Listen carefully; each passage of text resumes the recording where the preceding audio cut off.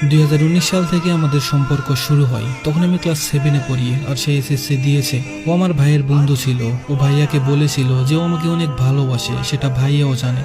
তাই ভাইয়াও আর নিষেধ করতে পারেনি। তখন থেকেই আমাদের সম্পর্ক শুরু হয়। আমাদের যখন সম্পর্ক শুরু হয় আমি তখনও তাকে দেখিনি। আমি ভাইয়ার ফোন দিয়ে মাঝে মাঝে কথা বলতাম তার সাথে, মাঝে মাঝে দেখাও করতাম। বেশ ভালোই ছিল দিনগুলো।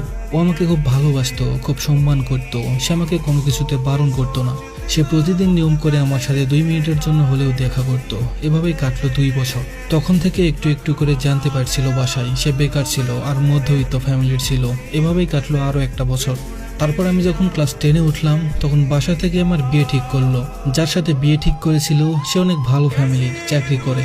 কিন্তু আমি তো বিয়ে করব না, ফ্যামিলিকে জানিয়ে দিলাম আমি তাকে ছাড়া বিয়ে করব না। তখন আমার উপর অনেক চাপ আসে। আমার ফ্যামিলি তাকে ভোলার জন্য তাবিজ করতে লাগলো, অনেক মারতো আমাকে।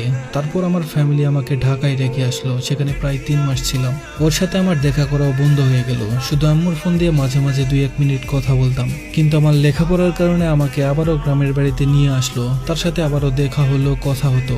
কিন্তু আমার ফ্যামিলি আমাকে অনেক চোখে চোখে রাখতো।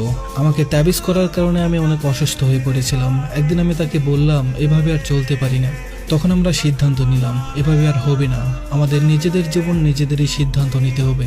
একদিন রাতে আমি সবকিছু বাদ দিয়ে তার সঙ্গে বাড়ি থেকে বেরিয়ে আসলাম। বাড়ি থেকে বের হওয়ার পর সে আমাকে বলেছিল, দেখো তুমি কিন্তু একটা বেকার ছেলের হাত ধরে বাড়ি থেকে বের হচ্ছ, তোমাকে কিন্তু অনেক খারাপ পরিস্থিতির সম্মুখীন হতে হবে। আমি ওকে ভরসা দিয়ে বলেছিলাম আমি পারবো ইনশাআল্লাহ। তারপর সে আমাকে তার বাড়িতে নিয়ে আসে। তার বাড়ি থেকে আমাদের বিয়ে দেয়। তার কিছুদিন পর আমার ফ্যামিলি আমাদের মেনে নেয়। তখন থেকেই শুরু হলো আমাদের ছোট্ট সংসার। তারা 3 ভাই, সে ছিল সবার ছোট। তখন আমরা একসাথেই থাকতাম। কিন্তু বিয়ের 1 বছর পর আমাদের বাড়ি থেকে সবকিছু আলাদা করে দেয়। সবাই আলাদা আলাদা থাকতাম, কিন্তু আমাদের ফ্যামিলি অনেক ভালো ছিল। আমাদের ছোট সংসার সুন্দর করে সাজিয়ে গুছিয়ে নিলাম। টাকা পয়সার অভাব থাকলেও ভালোবাসা, সুখ শান্তির অভাব ছিল না। আমি অনেক অল্পতেই খুশি থাকি। আমাদের 3 বছরের সংসারে কেউ কখনো বলতে পারবে না যে আমাদের ভিতরে কোনো ঝামেলা হয়েছে কিংবা কেউ ঝগড়া করেছে। আমার বিয়ের 1 বছর 6 মাস পর আমি বাচ্চা কনসিভ করলাম। তখন থেকেই ভালোই দিনকাল কাটছিল। বাচ্চা নিয়ে আমাদের অনেক স্বপ্ন ছিল, আমাদের ছোট্ট সংসারে নতুন অতিথি আসবে। সবাই অনেক খুশি ছিলাম আমরা। যখন আমি 9 মাসের গর্ভবতী তখন আমাকে আনা হলো আমার মায়ের বাসায়। তারপর বাচ্চার ডেলিভারি হলো। সবাই কত খুশি, ছেলে বাবু হলো। আমি ছেলে সন্তানের মা হলাম আলহামদুলিল্লাহ। আমার বাচ্চা সিজারের মাধ্যমে হয়েছিল। আমি অনেক অসুস্থ ছিলাম। আমার বাচ্চা হওয়ার 3 মাস 5 দিন পর সে আমাকে বাড়িতে নিয়ে গেল। বাড়িতে নতুন অতিথির আগমন, বাড়িতে কতই না আনন্দ।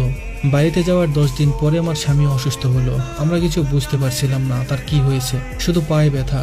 গ্রাম্য চিকিৎসককে বলা হলো, তিনি বললেন সবকিছু ঠিক হয়ে যাবে, তেমন কিছুই হয়নি। অসুস্থ হওয়ার 2 দিন পর আমরা তাকে হাসপাতালে নিলাম। হাসপাতালে যাওয়ার পর ডাক্তারে কিছু টেস্ট দিল। টেস্টের রিপোর্ট বের হলো। ডাক্তার আমাদের জানালো তার নাকি লিভারে হালকা সমস্যা হয়েছে আর কিডনিতে হালকা সমস্যা। ডাক্তার বলল ভর্তি হতে হবে, সবকিছু ঠিক হয়ে যাবে খুব তাড়াতাড়ি, ভয়ের কিছু নেই। ডাক্তারের কথা মতো তাকে হাসপাতালে ভর্তি করা হলো। বিকালে সন্ধ্যার সময় খবর এলো সে নাকি খুব অসুস্থ। আমি তখন সেখানে ছিলাম না, আমি বাড়িতে ছিলাম। ছোট বাচ্চা নিয়ে আমি কিভাবে হাসপাতালে থাকবো, তাই সবাই আমাকে বাড়িতে রাখলো। সে আমার সাথে ফোনে কথা বলল। আমি বললাম কেমন আছো। সে আমাকে উত্তরে বলল বেশি ভালো না, আর বলল তুমি কবে আসবে, তুমি আসবে না।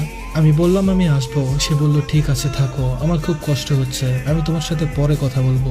আমি বললাম ঠিক আছে, আমি কালকে সকালেই তোমার কাছে আসবো। এই বলেই ফোনটা রেখে দিলাম। ফোন রেখে দেওয়ার আধা ঘন্টা পরে সংবাদ এলো সে নাকি আর নেই। সে আমাদের সবাইকে ছেড়ে দুনিয়ার মায়া ত্যাগ করে আল্লাহর ডাকে সাড়া দিয়ে চলে গেছে। তখন আমি কিছু বলতে পারছিলাম না, বসেছিলাম, বুঝতেও পারছিলাম না কি হয়েছে।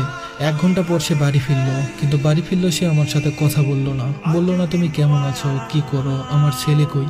তখন আমার বাচ্চার বয়স ছিল 3 মাস 15 দিন। এই অল্প বয়সে আমার বাচ্চা বাবা হার হলো।